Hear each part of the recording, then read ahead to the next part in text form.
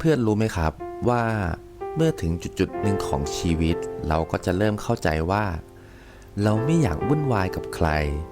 ไม่อยากอยู่ในวงสนทนาที่เต็มไปด้วยเรื่องของคนอื่น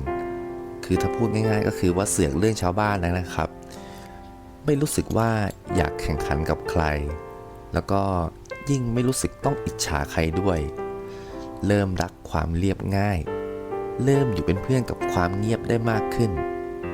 ไม่มีสังคมก็ไม่เป็นไรแค่มีความสบายใจในทุกๆวันก็พอแล้ว